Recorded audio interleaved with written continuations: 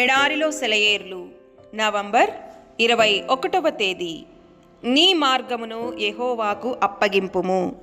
37వ కీర్తన 5వ చరణం. నిన్ను ఇబ్బంది పెడుతున్నది ఏదైనా వెళ్ళి తండ్రికి చెప్పు. దాన్నంతటినీ తీసుకువెళ్ళి ఆయన చేతుల్లో పెట్టు. అప్పుడే ప్రపంచమంతా పరుచుకొని ఉన్న కంగారు పెట్టే తత్రపాటుల నుండి విముక్తుడు అవుతావు. నువ్వు ఏదైనా చెయ్యాలనిపిస్తే, బాధను భరించవలసి వస్తే, ఏదైనా కార్యాన్ని తలపెడితే వెళ్ళి దాని గురించి ప్రభువుతో చెప్పు. దాన్నంతటినీ ఆయనకి తగిలించు. ఇక నీకు దిగుళ్ళేమీ ఉండవు, ఆందోళన ఉండదు. తాపీగా ప్రశాంతంగా నీ పనిలో నమ్మకంగా ఉండు.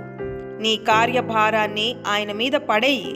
నీ దిగుళ్ళన్నిటినీ నిన్ను కూడా చాపలాగా చుట్టి నీ దేవుని వీపు మీద వెయ్యి.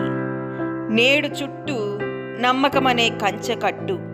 ప్రేమతో దాన్ని పూర్తి చేసి హాయిగా దానిలో కాపురం పెట్టు. రేపు వైపు చూడకు కన్నెత్తి, రేపే ఇస్తాడు దేవుడు రేపును జయించే కత్తి.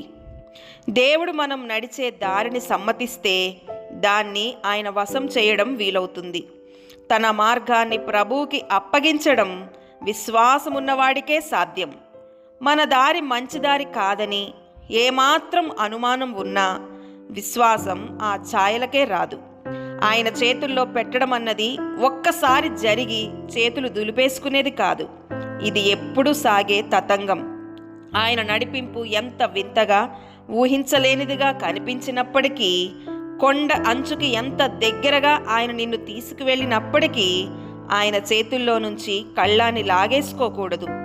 మన మార్గాన్ని ఆయన ఎదుట పెట్టబోయే ముందు దాన్ని గురించి ఆయన ఇచ్చే తీర్పును స్వీకరించడానికి సిద్ధపడి ఉన్నామా? అన్నిటికంటే ముఖ్యంగా ఒక క్రైస్తవుడు తన అలవాటుల్ని, పాతుకుపోయిన తన అభిప్రాయాల్ని నిశితంగా పరిశీలించుకునే పరిస్థితిలో ఉండాలి.